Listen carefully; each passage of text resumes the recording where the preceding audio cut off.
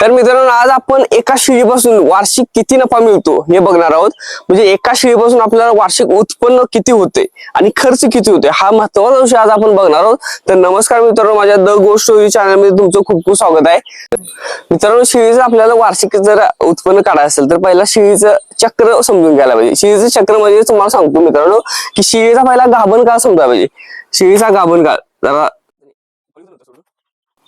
शेळीचा गाभण काळ, शेळीचा जो गाभण काळ आहे तो किती 150 दिवसाचा असतो. 150 दिवसाचा 150 दिवसाचा म्हणजे 5 महिन्याचा. म्हणजे 5 महिन्यानंतर शेळी येते, म्हणजे पिलांना जन्म देते 5 महिन्यानंतर. हा तिचा गाभण काळ झाला. म्हणजे वर्षाला 2 वेळा.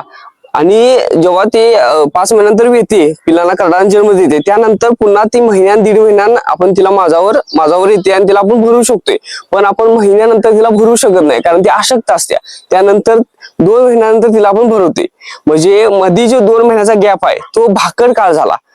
म्हणजे 2 महिने तिचा 5 महिन्यानंतर ती येते, त्यानंतर 2 महिन्याचा जो काळ आहे तो भाकड काळ झाला. 2 महिन्याचा काळ भाकड काळ झाला. म्हणजे तर मित्रांनो काय की शेळी वर्षाला 2 वेळा येते, पण तिचा भाकड काळ आपण जर पकडला तर 14 महिन्यानंतर ती 2 वेळा येते. म्हणजे भाकड काळ 5 महिन्यात समजा विली, त्यानंतर 2 महिन्यानंतर ती माझाव जाणार, कारण आपण महिन्यानंतर तिला माझाव घालू शकत नाही. त्यानंतर आणि पुन्हा येते, त्यावेळेस आणि पुन्हा आपण 2 महिन्यात तिला माझाव घालणार. ती 4 महिने पकडलं आणि इकडे तिकडे समजा ती आणि पुन्हा लवकर माझाव नाही गेली तर असा आपण 14 महिन्याचा हा कार्यकाळ धरूया. 14 महिन्यात ती काय करते, 2 वेळा येते. मग एका वेताला ती काय करते, 2 करड देते. समजा एका वेताला 2 करड दिली.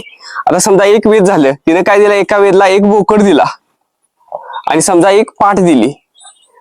एका वेताला हे 1 वेत झालं. त्यानंतर आणि 1 वेत आलं तिचं, आणि वेत आलं तिने अनेक समजा दुसऱ्या वेताला काय दिलं, बोकड 1 दिला आणि समजा आणि 1 पाठ दिली. म्हणजे वर्षाचं तिचं 2 बोकड धरूया आणि 2 पाठ, म्हणजे वर्षाचं तिचं 4 पिल्ली धरूया आपण वर्षाला, म्हणजे 14 महिन्याची. म्हणजे शेळी जेव्हा ती म्हणजे पहिल्यावर असते त्यावेळी 1च देत्या, पण जेव्हा ती दुसऱ्या वेळी तिसऱ्या वेळी असते तेव्हा 2 किंवा 3 करड देते. आपण सरासरी 2 करड धरल्यात. हा 14 महिन्याचा कार्यकाळ झाला. 14 महिन्यात तिचं काय झालं, 2 वेत झाली. तिनं 1 पाठ 1 बोकड आपण धरला, त्यानंतर दुसऱ्या वेताला 1 बोकड 1 पाठ धरला, म्हणजे टोटल 4 पिल्ली धरली.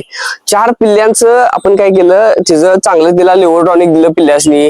त्यानंतर तिला चांगला खुराक घातला, त्यांना दूध वगैरे चांगलं प्रमाणात घातलं. आणि त्यानंतर 5 महिन्यानंतर पिल्ली ती विक्री आपण करू शकतोय. 5 महिन्यानंतर ती विक्रीला आली. समजा आता ही 4 पिल्ली आहेत, ही 4 पिल्ली आपण 5 महिन्यानंतर विक्रीला आणली. त्यात बोकड जे आहेत ती बोकड सरासरी आपण म्हणजे आपण ही जी शेळी धरली ही साधी उस्मानवादी धरली. हिथं जर बिट्टल असेल तर आणि किंमत वाढते, कारण तिचं वजन जास्त असते.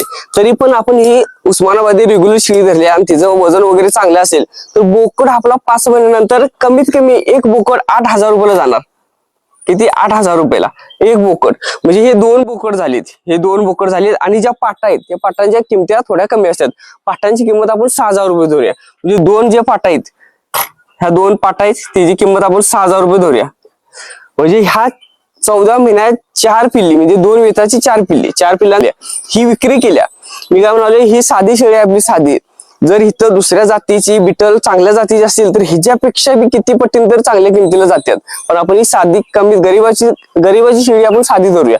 या साधीचं ही किती झालं, हे 16,000 रुपये झालं 2 इंच.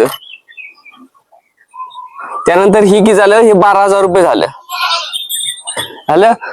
हे आपण या शेळीपासून जे 4 करड्यांची ही विक्री केली एवढं.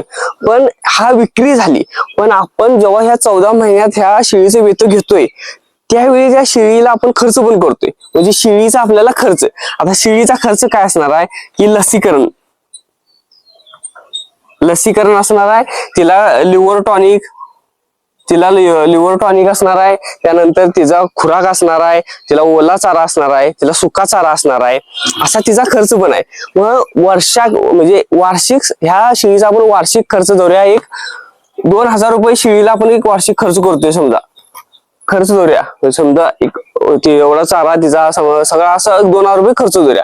आणि ही जी 4 करड आहेत ह्या 4 खाडावर पण आपण 5 महिन्यात खर्च धरूया. 1 पिल्ल्यांचा आपण सरासरी म्हणजे 5 महिन्याचा खर्च एका करडावर आपण म्हणजे 800 रुपये खर्च धरूया. एका कार्डावर 800 रुपये, म्हणजे 4 कार्डांचं 83200, म्हणजे 3200 रुपये आपला इथं खर्च झाला. म्हणजे ह्या कार्डांचा खर्च जो झाला हा 3200 रुपये झाला कार्डांचा. आणि शेळीचा वार्षिक आपण खर्च एक 2000 रुपये धरलाय. 2000 रुपये का धरलाय की बाबा की लसीकरण धरा. लसीकरण काय, एका लसीकरण मध्ये 50-50 शेळ्या होत्या, तरी पण आपण ओला चारा, सुका चारा किंवा बाकी औषध पाणी, तिला आजारी पडली वगैरे असा खर्च आपण तिचा वार्षिक 2000 रुपये धरलाय, लिव्हर टॉनिक वगैरे. आणि कार्डावर आपण 5 महिन्याचा खर्च, म्हणजे कार्डांचे जेव्हा 3 महिने असतात ते शेळीच्या दुधावर चालते, तरी सुद्धा आपण त्याला टॉनिक दिलं, एक्स्ट्रा दूध समजा दिलं, तर त्या एका कार्डावर आपण 800 रुपये असा खर्च धरलाय. म्हणजे 4 कार्डाचा आपण 3200 रुपये खर्च झालाय. आणि शेळीचा वार्षिक आपण 2000 रुपये खर्च धरलाय एका शेळीवर, बरोबर आहे. मग आपल्याला आता इथं प्रॉफिट किती झालं आणि खर्च किती होते बघा.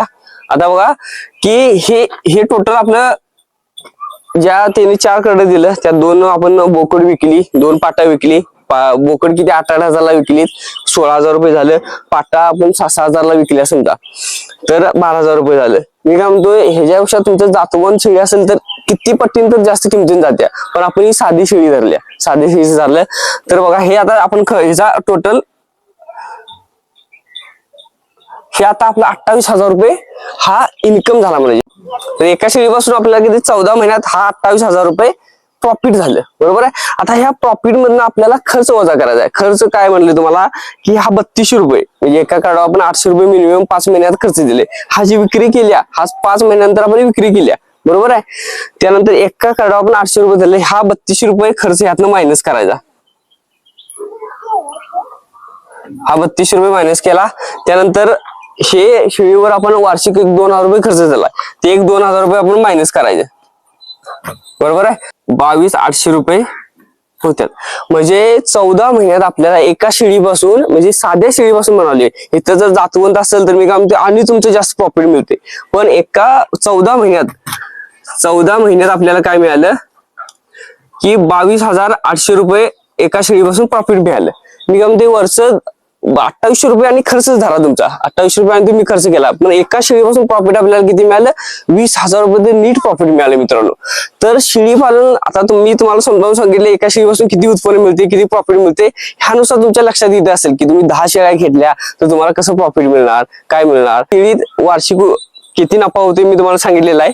तर माझं तुम्हाला व्हिडिओ कसा वाटला मला नक्की कमेंट करा आणि माझ्या चॅनलला सबस्क्राईब, लाईक, शेअर करा. कारण शेळी पालनाविषयी अशा काही महत्वाचे विषय आहेत ते मी अपलोड करत असतोय. जय शिवराय मित्रांनो.